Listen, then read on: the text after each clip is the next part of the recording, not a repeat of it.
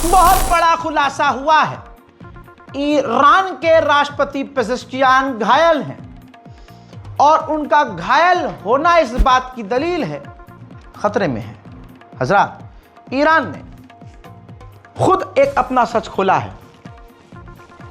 Iran के अधिकारी ने बताया कि जब जंग चल रही थी तो इजराइल ने ईरान के राष्ट्रपति पेजेश्कियान को निशाना बनाया था।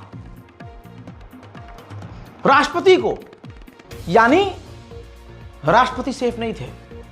बताया कि जहां सरकारी इमारत में एक गुप्त जगह जहां मीटिंग चल रही थी IRGC और पेजेश्कियान की, जंग के दौरान इजराइल ने 6 मिसाइल उस इमारत पर दागी थी। उस दौरान पेजेश्कियान घायल हुए थे और अभी भी उनका पैर जख्मी है। बहुत ज्यादा जख्म नहीं है, ज्यादा चोट नहीं है, लेकिन चोट है। और IRGC और ऑफिशियल्स को पीछे के रास्ते से, बैक डोर से, वहां से बिल्डिंग से निकलना पड़ा था अपनी जान बचाकर। अब रिपोर्ट यह है, अधिकारी ने कहा है कि जांच चल रही है, बड़े लेवल पर, वाइड एंगल पर जांच चल रही है कि इंटरनल कोलैबोरेशन में क्या सीन था। मतलब राष्ट्रपति जिस जगह पर है उसकी खुफिया जानकारी बाहर कैसे लीक हुई, ये चेक किया जा रहा है कि गद्दार कौन है। ईरान के तेहरान के अरारत स्ट्रीट पर एक बिल्डिंग में एक बार फिर से आग लगी और अफरा तफरी का माहौल हो गया। यह बात तो सच है, तस्वीर आप देख रहे हैं, यह बात तो सच है कि ईरान कुछ न कुछ छुपा रहा है, बल्कि यूं कहा जाए कि बहुत कुछ छुपा रहा है। इजराइल भले ही डायरेक्ट अब हमला नहीं कर रहा है, लेकिन हालात अंदर के देखकर ऐसा लग रहा है कि ईरान के अंदर मूसाद एक्टिव है। ईरान को जितना भी नुकसान हुआ है वो ईरान की ही गलती की वजह से हुआ है। ये जो जंग हुई है 12 डेज वॉर, क्यों? ईरान था ओवर कॉन्फिडेंट कि होगा ही नहीं, अगर करेगा भी तो हमारी न्यूक्लियर फैसिलिटी पर हमला होगा, शहर पर हमला क्यों होगा। बड़ा खुलासा हुआ है। तुर्की ने कहा कि हमारी इंटेलिजेंस और एक्सपर्ट ने ईरान पर हमले से पहले ईरान को इन्फॉर्म कर दिया था कि मूसाद और जो इजराइल की फोर्स है मिलकर ईरान के अंदर बड़े असैसिनेशन करने वाली है। आपके टॉप लेवल के अफसरों की जान खतरे में है। लेकिन इजराइल की इस प्लानिंग को और हमारी इंटेलिजेंस रिपोर्ट को ईरान ने हल्के में लिया, क्योंकि ईरान का मानना यह था कि हमारी न्यूक्लियर फैसिलिटी पर ही हमला करेगा इजराइल, अगर करेगा तो।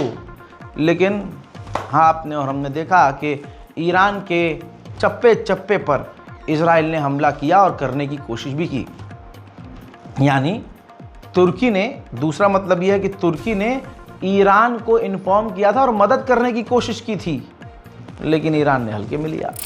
उधर जर्मनी के चांसलर ने ऐलान किया है कि आने वाली 15 तारीख को हम ईरान के ऊपर नए तरीके के प्रतिबंध, कड़े प्रतिबंध लगाने का ऐलान करने वाले हैं। ईरान पर कभी भी बड़ा हमला हाल फिलहाल में होने की संभावनाएं अब और बढ़ गई जब अमेरिका ने ईरान से कह दिया है कि हम गारंटी नहीं लेंगे कि इजराइल आप पर अटैक नहीं करेगा।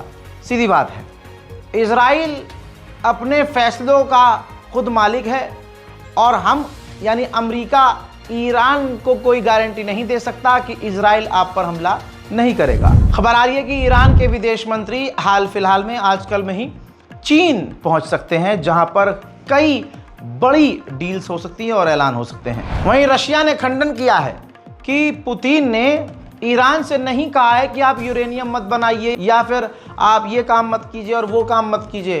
पुतिन ने कहा है कि ये रूस और ईरान की दोस्ती को और रूस की इमेज को खराब करने के लिए डर्टी पॉलिटिक्स और प्रोपेगेंडा चल रहा है पुतिन के खिलाफ। ईरान और रशिया की सुखोई 35 की डील हो चुकी है।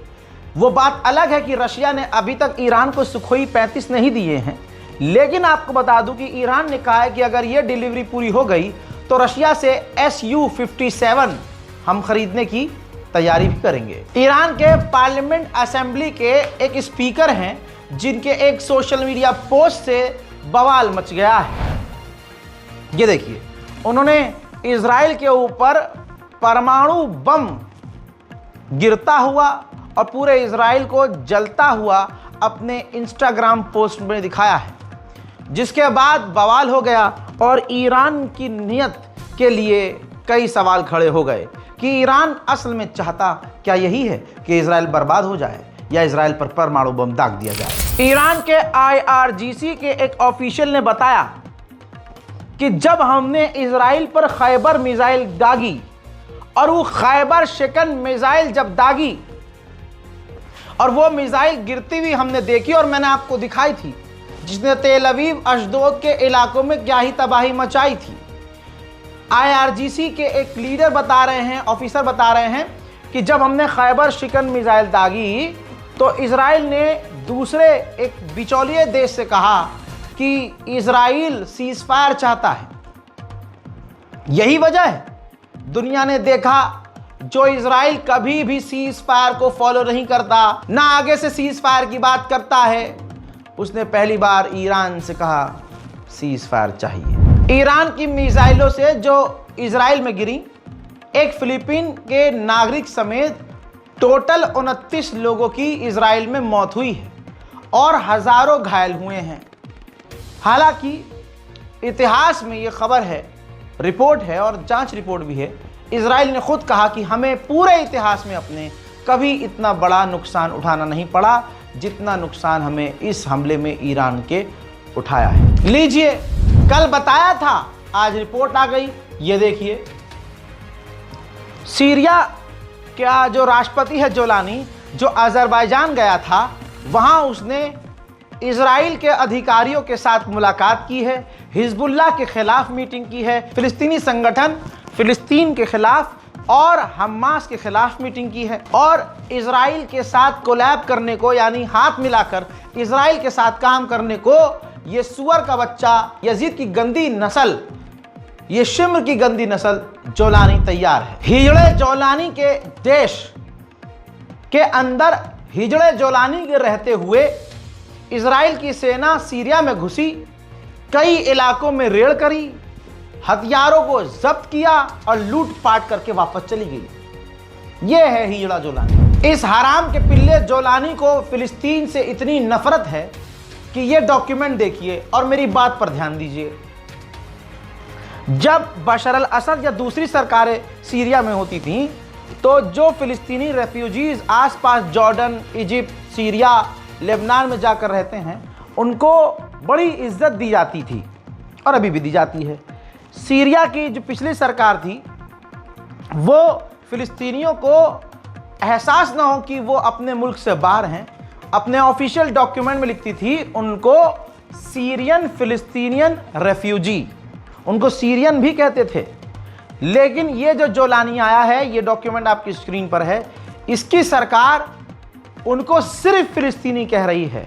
सीरिया का नाम उनके नाम के आगे से छीन लिया गया है और उनको गैर करार कर दिया गया है। उधर सीरिया में द्रूज कम्युनिटी और जोलानी की फौज में आपस में फिर से भिड़ंत हुई है, जिसमें 7 द्रूज कम्युनिटी के लोग मारे गए हैं। अजाब तो आएगा ही जोलानी पर भाई। सीरिया में जब से जोलानी आया है और बुरा हाल हो गया है। ये तस्वीर देखिए, सीरिया में पिछले अब टोटल 10 दिन से ऊपर हो चुके हैं। जंगल की आग बढ़ती जा रही है, काबू करने की कोशिश किया जा रहा है, लेकिन आग पर काबू पाना अभी मुमकिन नहीं है। जंगल की आग तेजी से फैल रही है। दोस्तों, अब आइए गाजा का हाल बताऊं। गाजा के 40% इलाके पर इजराइल परमानेंट कब्जा करके रहना चाहता है और ज्यादातर गाजा के लोगों को वहां से निकालकर रफा, इजिप्ट के बॉर्डर पर डिटेंशन कैंप बनाकर उस एरिया को वहां कैद करना चाहता है। उधर नेतन्याहू ने वीडियो जारी करके कहा है कि हमास हमें गाजा से निकालना चाहता है ताकि उसे समय मिले और वो हथियार इकट्ठा कर सके, लेकिन हम न हथियार डालेंगे न गजा से बाहर निकलेंगे। सुनिए। אנחנו קיבלנו את העסקה, את עסקת ויטקוף, ואחר כך את הגרסה שהמתווכות הציעו לנו. אנחנו קיבלנו את זה, חמאס סירב לזה. ומה הוא רוצה? הוא רוצה להישאר בעזה. הוא רוצה שאנחנו נצא, שהוא יתחמש, שיוכל לתקוף אותנו שוב ושוב, אני לא אקבל את זה. אני אעשה הכל כדי להחזיר את החטופים שלנו. אני נפגש עם המשפחות, אני יודע את הקושי שלהם, אני יודע את הסבל שלהם. אני נחוש להביא את החטופים הביתה ולחסל את החמאס. ראש הממשלה, ואנחנו רואים סקרים באולפנים שרוב הציבור בעד העסקה. בטח, גם אני בעד עסקה, אבל לא אומרים לך את הצד השני, הרי זה סקרים מהונדסים, הם תמיד מטעים את הציבור. ותמיד מופתעים אחר כך מה קורה באמת, כי הם לא שואלים. אתם רוצים... वहीं इजराइल का एनर्जी मिनिस्टर कह रहा है कि हम गाजा को दोबारा से बनने ही नहीं देंगे। उधर जर्मनी की पुलिस फिलिस्तीनी समर्थकों को, तस्वीर देख लीजिए, जर्मनी की है, फिलिस्तीनी समर्थकों को, गाजा के समर्थकों को, जो मुसलमान नहीं हैं, जो खुद जर्मनी के लोग हैं, अंग्रेज हैं भाई, विदेशी हैं, उनको मार और पीट कर गिरफ्तार कर रही है कि तुम गाजा और फिलिस्तीन की आवाज़ उठा ही क्यों रहे हो। हाल बहुत गाजा का बुरा है, मैं ये रोज़ आपको बता रहा हूँ। जो लोग कह रहे हैं कि स्कैनर काम नहीं कर रहा है, गाजा की मदद हम नहीं कर पा रहे हैं और हम मदद नहीं भेज पा रहे हैं, बता दूं कि कभी कभी काम कर रहा है, कभी कभी नहीं। ऐसे बहुत सारे लोग हैं जो मदद कामयाबी से हमें भेज पाए हैं। इस बारकोड का इस्तेमाल कीजिएगा। स्कैनर काम ना करे तो 2 घंटे के बाद, 2 दिन के बाद, अरे भैया 3 दिन के बाद यूज़ करके देख लीजिएगा। बहरहाल कुछ नहीं कर सकते और ज़रूरी नहीं है कि आप एक ही तरीके से मदद करें। अपनी इबादत में गाज़ा, फ़लस्तीन और हिंदुस्तान और पूरी दुनिया के मुसलमानों को याद रखिए। दुआ कीजिए पूरी दुनिया में अमन और शांति आए। इस रिपोर्ट को शेयर कीजिएगा, अपनी राय कमेंट सेक्शन में ज़रूर लिखिएगा। जय हिंद।